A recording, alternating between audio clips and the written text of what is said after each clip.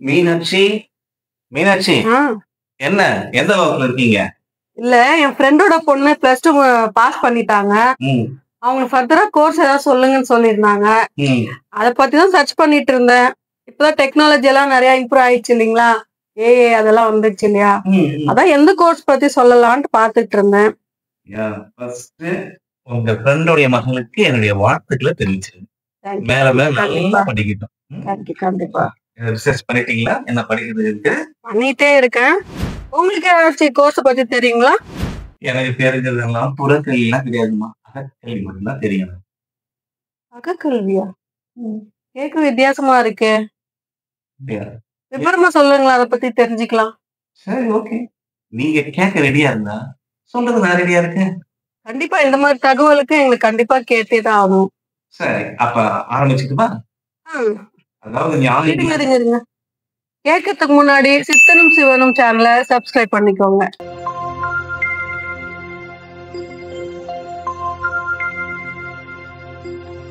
இந்த அகக்கல்வி பத்தி சொல்லியிருக்காரு இல்லையா?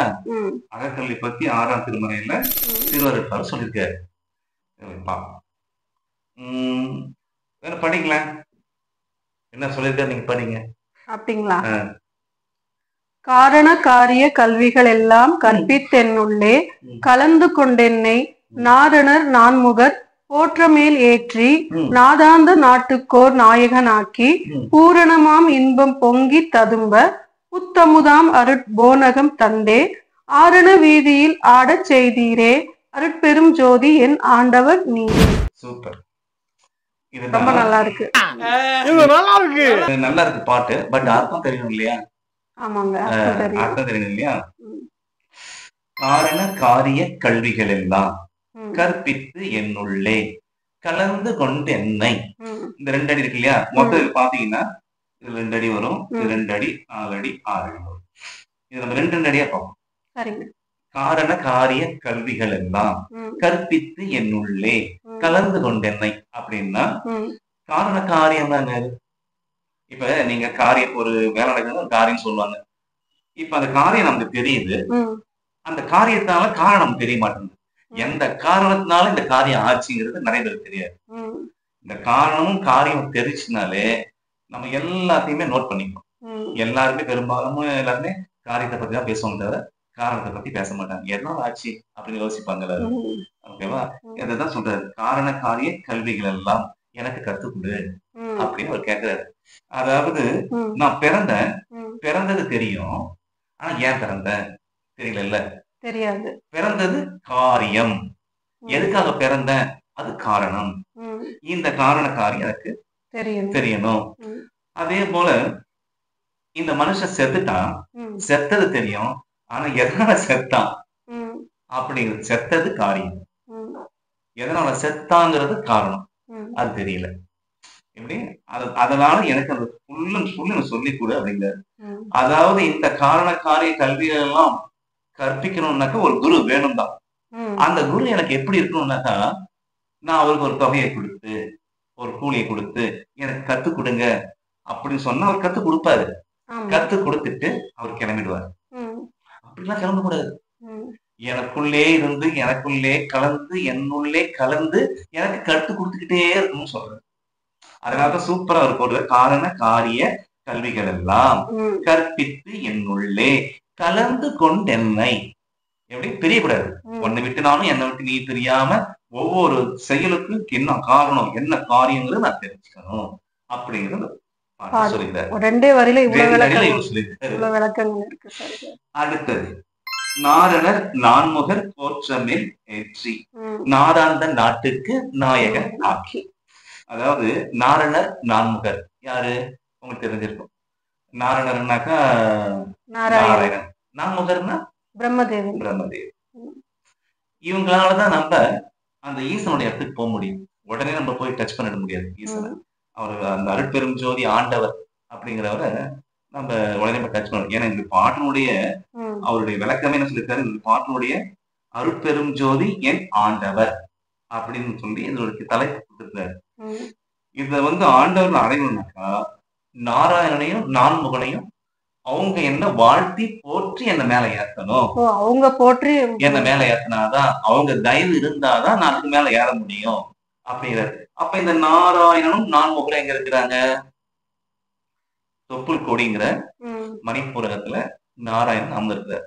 அந்த இடத்துல இருந்து மேல மேல ஏறும் போது மார்பகத்துக்கு சொல்றாங்க இல்லையா, அந்த இடத்துல பிரம்மன் இருக்காரு. இவங்க 2 பேரும் மேல ஏத்ததான் நம்ம வாசி வசமாகி மேல ஏறினாதான் அதுக்கு மேல ஸ்டெப்பு போக முடியும் அப்படிங்கறத குறிப்பிடுறாரு. நாரணர் நான்முகர் போற்றமேல் ஏற்றி நாதாந்த நாட்டுக்கு நாயகனாகி. நாதாந்த நாடுனா இது, நாதாந்த நாட்டுக்கோர் நாயகனாக்கின்றாரு. நாதாந்த நாடுனா இது நாதம் பிளஸ் அண்டம். அதாவது நாதம்ங்கிறது நான் சொன்னேன் இல்லையா, அப்பவே மணிப்பூரகத்துல தொப்புள் தொப்புள்ல அவர் இருக்கிறாரு. அதுல இருந்து மேல ஏற்றோம்னா நாதம்ங்கிறது வாசி ஒளின்னு சொல்லுவாங்க. இன்னும் சொல்ல போனா விஸ்வநாதம் அப்படின்னு சொல்லுவாங்க. தெரியுமா சொல்லல இல்லையா, விஸ்வநாதம் விஸ்வரூபம். விஸ்வநாதம் கேட்கணும், விஸ்வரூபத்தை பார்க்கணும் அப்படின்னு சொல்றாங்க இல்லையா, அதுதான் அவர் குறிப்பிட வர்றாரு. இந்த விஸ்வநாதத்தை மேல ஏறி ஏறி மேல அந்த இங்க பிரம்மனை தாண்டி மேல ஒரு நாடு இருக்குது. அந்த நாட்டுக்கு என்ன நாயகனா இருக்கு.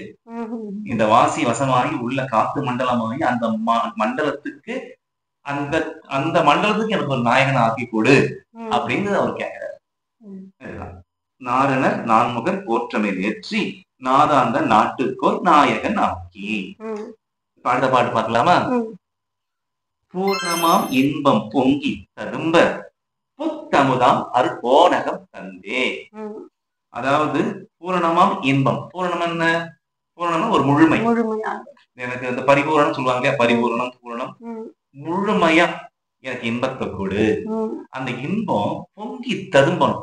இப்ப ஒரு குடம் இருக்குன்னாக்கா ஒரு சிலவங்க கத்தது போதும் அப்படின்னு சொன்னாக்கா அது அரை குடமா ஆயிடும், முக்கா குடமா ஆயிடும், முழு குடமா கூட ஆயிடும். எனக்கு அப்படி கூட இல்ல, முழு குடமாகி பொங்கி ததும்பணும். எப்படி பொங்கி ததும்பணும், முழு குடமாகி நின்றுடக்கூடாது. அப்படியே வழிய வழி வந்துகிட்டே இருக்கணும் ஞானம் அப்படிங்கிறது. அடுத்தது புத்தமுதாம் அருட்போனகம் அப்படின்னா, புத்தமுதம் அப்படின்னாக்கா அது நிறைய சொல்லிருக்கு வச்சுங்களேன். புத்தமுதம்ங்கிறது விடுதலைன்னு சொல்லலாம், ஞானம் சொல்லலாம், அமைதின்னு சொல்லலாம்.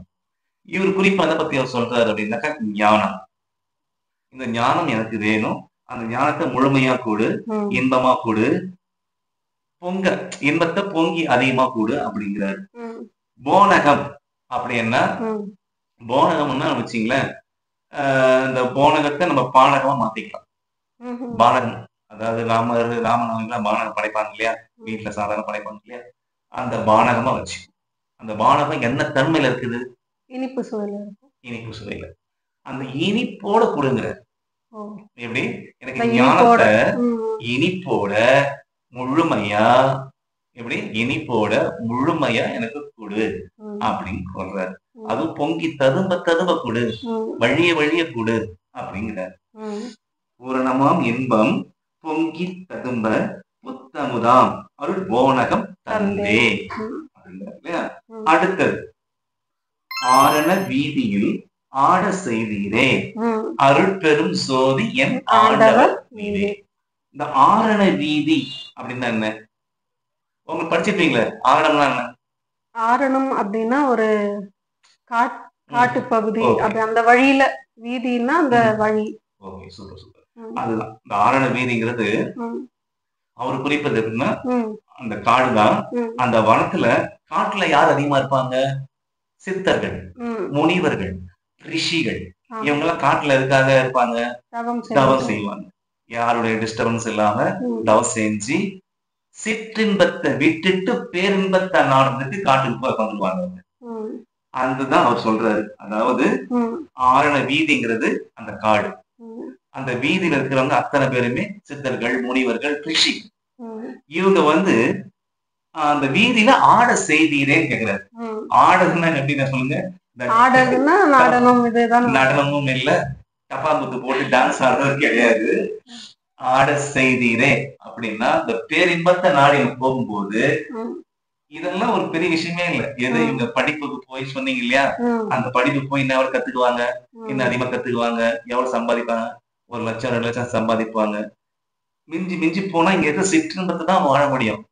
ஆனா அவங்க இருக்கிறது பேரின்ப நிலை நாடும் போது அங்க இருக்கிற ஆட்டம் இருக்கு பாத்தீங்களா, அது மிகப்பெரிய ஆட்டம். எது மிகப்பெரிய போதை, எது மிகப்பெரிய போதை. அந்த போதையில ஆடுறது இருக்குது. அந்த மாதிரி என்ன ஆட செய்தீரே, எப்படி இதுக்கு இதுதான் அர்த்தம். ஆட செய்தீரே அருட்பெரும் ஜோதி என் ஆண்டவரே அப்படின்னு சொல்றாரு. அருட்பெரும் ஜோதி ஆனவரு என் ஆண்டவரே. ஏன்னா நிறைய பேர் சிலையை வச்சு கும்பிடுவாங்க, அதை வச்சு கும்பிடுவாங்கல்ல. ஜோதிதான் அவருடைய வழிபாடே. ஜோதிதான் இங்க இருக்கிற ஜோதிதான் எனக்குள்ள இருக்குது, எனக்குள்ள இங்கே இருக்கு. இந்த ஜோதிதான் என்ன ஆண்டவருங்கிறத அப்படி அடிச்சு சொல்றாரு. கரெக்டா இருக்கா? புரிஞ்சுதா? இந்த பாட்டு ஐயா ரொம்ப நல்லா தெளிவா ரொம்ப நல்லா புரிஞ்சுது. எளிமையாவும் இருந்தது, ரொம்ப கஷ்டமா இல்லாம ரொம்ப ரொம்ப எளிமையா சீக்கிரம் புரிஞ்சுக்கிற கூடிய அளவுக்கு இருந்தது. உங்களோட விளக்கம் ரொம்ப இதுக்கெல்லாம் இவ்வளவு அர்த்தங்கள் இருக்குமா, இந்த 2 லைனுக்கு இவ்வளவு அர்த்தங்கள் இருக்குமான்னு இன்னைக்குதான் எனக்கு கண்டிப்பா இருக்குமா. அதாவது இப்ப நான் சொல்லிருக்கிறது ஐயாவுடைய வள்ளல் பெருமான் எழுதிய அருட்பா புக்ல நான் சொன்னது ஒரு சின்ன ஒரு துளிதான். இது நீங்க ஒரு பேராகிராஃப் தான் சொல்லிருக்கீங்க. ஆனா நீங்க சொல்லும் போது இன்னும் நிறைய பேராகிராஃப் தெரிஞ்சுக்கணும். இல்ல இதுல என்னன்னாக்கா, இவங்க ஞானிகள் பொறுத்த வரைக்கும் எடுக்க எடுக்க லேயர் லேயரா வரும். இப்ப ஒண்ணுதான் அவங்க எழுதிட்டாங்கன்னா அது ஒண்ணே கிடையாது. இப்ப எனக்கு அறிவு கேட்டியத நான் இதை சொல்லிட்டேன். இது எனக்கு முன்னாடி பெரிய பெரிய ஞானவான்கள் இருப்பாங்க. அவங்க எடுத்து படிக்கும் போது அவங்களுக்கு வேற தோணும். எப்படி பழந்தின்னு கொட்டை போட்டவங்களா இருக்காங்க. எது அவங்க பார்க்கும்போது அவங்களுடைய பார்வைக்கு வேற மாதிரி தோணும். ஆனா எழுத்து ஒண்ணுதான், அர்த்தம் ஒண்ணுதான். ஆனா பல பல லேயர் லேயரா இப்படி ஒவ்வொன்னா ஒரு பாட்டுக்கு 1 2 3 அப்படி லேயர் லேயரா வரும். எனக்கு எட்டியதை நான் உங்களுக்கு சொல்லிட்டேன். அதே போல இத பார்த்துட்டு இருக்கிறவங்க நீங்களும் சரி, உங்களுக்கு தெரிஞ்சதை நீங்களும் கமெண்ட் பண்ணுங்க. நன்றி. வாழ்க வளமுடன். நன்றி. வாழ்க வளமுடன். சிவாய நம ஓம் சிவாய சிவ ஓம் சிவாய வ சிவோம் சிவ சிவ சிவ ஓம்.